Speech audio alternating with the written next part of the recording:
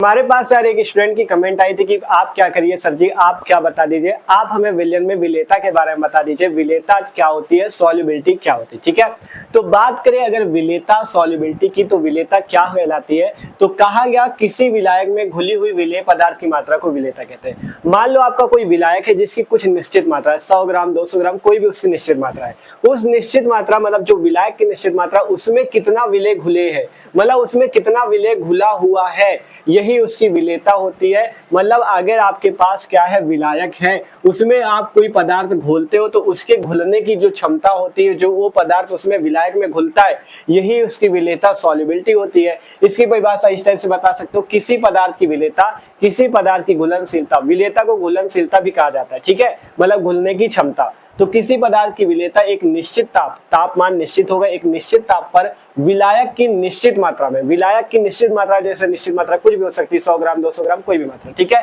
तो विलायक की निश्चित मात्रा में घुली हुई उस पदार्थ की अधिकतम मात्रा होती है। मतलब अगर विलायक की कोई निश्चित मात्रा है, उसे एक निश्चित तापमान पे अगर हम उसमें कोई पदार्थ घोलते हैं तो उस पदार्थ की अधिकतम मात्रा ही क्या कहलाती है, उसकी विलेयता, उसकी सॉल्युबिलिटी कहलाती है। मतलब विलायक में कोई पदार्थ जो घोला जाता है, तो जब वो घुल जाता है तो उसकी वही क्या कहलाती है, विलेयता कहलाती है, उस पदार्थ की मात्रा ही उसकी विलेयता कहलाती है। ठीक है, आप देखो बात करें विलेयता 3 टाइप से हो सकती है। मतलब अगर आप क्या करो, द्रव में गैस को घोलो। ठीक है, मान लो कोई आपके पास द्रव है जैसे पानी, अगर आप उसमें कोई गैस घोल लो जैसे कार्बन डाइऑक्साइड ऑक्सीजन, कोई गैस घोल लो तो वो द्रव प्लस गैस वाला हो जाएगा। मतलब द्रव में गैस घोला जा रहा है तो गैस इसमें क्या है, पदार्थ है जिसकी विलेयता की बात होगी। ठीक है, द्रव प्लस द्रव की बात करें तो द्रव प्लस द्रव में मान लो जैसे पानी है या जल है, उसमें कोई द्रव घोलो जैसे एथिल अल्कोहल बेंजीन, कुछ भी द्रव घोलो। ठीक है, तो वो क्या हो जाएगा, द्रव प्लस द्रव वाली विलेयता हो जाएगी। और द्रव प्लस ठोस क्या होगा, द्रव प्लस ठोस के लिए हम लोग मान लो आपके पास कोई द्रव है जैसे पानी है, अगर आप उसमें कोई ठोस जैसे नमक घोल दो तो द्रव प्लस ठोस के लिए विलेयता हो जाएगी। द्रव प्लस गैस के लिए आगे हमने पढ़ा हेनरी का नियम। ठीक है, आगे हम लोग हेनरी का नियम पढ़ सकते हैं द्रव प्लस गैस के लिए।